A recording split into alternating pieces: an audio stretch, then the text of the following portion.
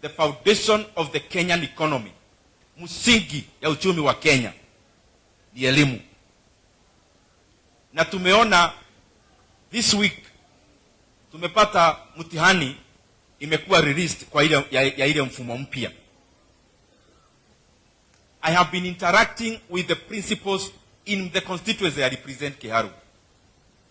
Na naona ya kwamba mashule zetu, they are not well briefed about what to do in January in terms of grade 9 who are going to grade 10. And I'm calling upon the government and the ministry ya elimu. You should be preparing on how quality should be enhanced so that elimu ile tuko mfumo mpya, the transition that is happening for the first time in January, is seamless. Secondly, I also challenge the ministry and the government. They are sending contradictory communication to our principals, and especially of day secondary schools. On one circular, they are saying they want to cut capitation from 22,000 to 12,000. And I want to say here, as we graduate today, there is no leader who Kenyans can accept to draw back on the gains of the free basic education in Kenya. Mambo ya elimu bila malipo ambayo ililetwa na Mheshimiwa Mwai Kibaki, ambayo tunaona ministry na government wameshatumia principles kuonyesha ya kwamba wanataka kuongeza school fees ya day schools in January by 9,000 shillings, 370. Nataka niwaeleze kama mbunge anasimamia wa Kenya in the National Assembly, we are not going to allow anyone to play around with free basic education in Kenya. We should be talking about increasing capitation, not about reducing it. Secondly, the entrepreneurs who have private institutions of higher learning, like colleges, they are literally doing government work. Anyone who has a college in Kenya is adding into the human capital of the Republic of Kenya.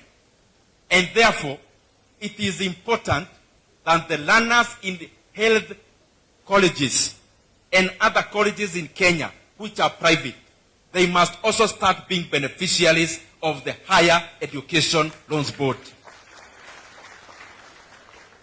Kwa sababu huyu daktari yako hapa JFC Munene akihitimu, anaenda kutibu wa Kenya. Yule anasomea kosi ya ufundi, akitoka hapo, they are coming to serve the Republic of Kenya. And therefore, that should be done.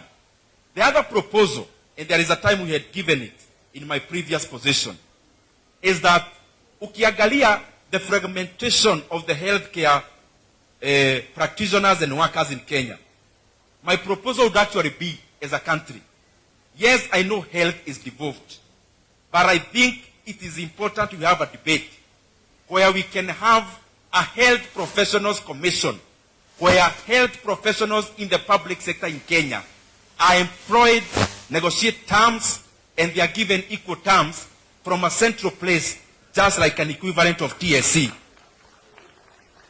So that kama wewe ni daktari, kama wewe ni nurse, even if it is devolved, the terms should be the same.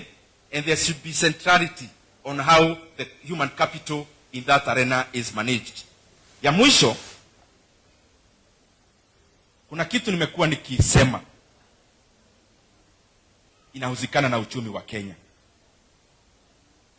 And those who are making these bad decisions, and they are uncomfortable with me and us when we talk about these matters, I want to tell them there is no edge to this matter until they change what they are doing. And it is in regards to selling Safaricom shares, which Kenyans own, selling it kwa hasara. Mimi ni mbunge wa Kiharu, na nimepitia institutions za hapa Kenya, na nikakuwa mwanauchumi. Na nimekuwa hiyo kwa sababu nchi yetu imenishikilia, using our institutions. And therefore, I feel good when I'm participating in shaping our country in a good trajectory where the economy of Kenya is serving everyone. The government of Kenya is selling 6 billion shares of Safaricom. All of us Kenyans, sisi tuko milioni 55, 55 million. It means when you divide the number of shares the government is selling, you divide by all of us as Kenyans. Me as Dede Nyoro, as a taxpayer, as a Kenyan, the 6 billion shares the government is selling, there is my 100 shares in there. Hata mtoto amezaliwa leo, ako na share hisa 100 kwa zile zinauzwa. And therefore it is a collective responsibility of us to talk about this matter. The other reason I'm talking about this sale of government stake in Safaricom, it is because it is the highest in value since we got our independence. Today we are celebrating Jamhuri Day in Kenya. And since our independence, we have never had a transaction in terms of quantum as bigger as the one the government is doing. And therefore, it is an important agenda that we are talking about over 200 billion Kenya shillings. There has never been such a transaction in Kenya before. And this is my opinion, and it is factual. In the year 2024, actually year 2014, mimi nilikuwa mtu wa kununua pia hisa katika soko yetu ya NSC. And at that time, there is a company called Rea Vipingo, which I had some few shares. We were buying that share at 27.5 shillings. And the owners of the company wanted to buy those shares from all the other shareholders. And they told us they are going to buy those shares for 40 shillings. Yet it was 27.5. And as a small-time shareholder, I was very excited. Na nilikuwa nasema warete hiyo pesa haraka haraka. Because I was thinking, I was making a handsome profit. But then, the Capital Markets Authority ruled that even if they are offering 40 shillings, the field is open for any other person to offer a competing bid. And there is a company called Centum, which offered 50 shillings for the same share. Mimi nilikuwa nafikiria 40 ilikuwa mzuri, another company offered 50 shillings for the same share. And then another company called Vania offered another bid of 55 shillings.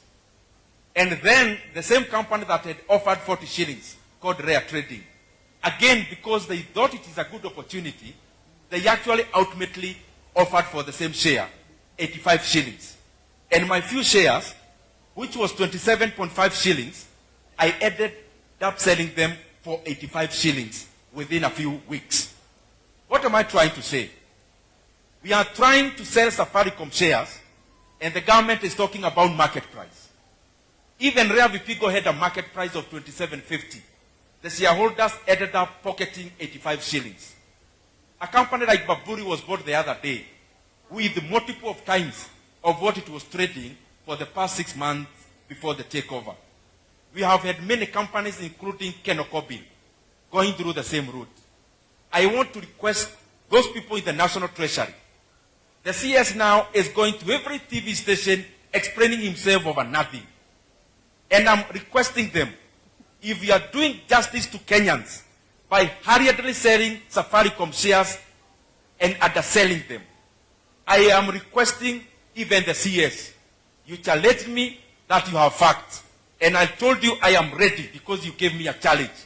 That if you think you are doing the right thing for Kenyans, I'm willing to meet you in any TV station of your choice to make this case to Kenyans. That you cannot sell our most prized assets for a song. And I want to repeat again and again, we cannot sell Safaricom shares on the behest of market price. Market price, I have been there, and I know the market price supplies liquidity, yes, but it's not the only way to measure the value of a company. Then we are selling Safaricom for a song at a time when it is growing. A company that was trading at 45 shillings per share in 2021, now they have already invested in Ethiopia. It's like you are coming to sell a calf ng'ombe pamoja na dama yake pamoja, unauza kwa bei kidogo kuliko dama yenyewe. And I'm saying this is wrong. If there is no one putting self-interest na kutaka kuchukua pesa ya Wakenya kwa njia ya kando, hiyo kitu ya mambo ya kuuza Safaricom, they open it to the global markets. Let other companies bid. MTN can bid. Etisalat can bid. We have global funds like KKR, like Blackstone, like BlackRock. Let them bid so that if we sell Safaricom share for a higher price, we build more roads, Kenya becomes more prosperous, and we all benefit. Kwa hayo mengi na machache, asanteni sana. May God bless you.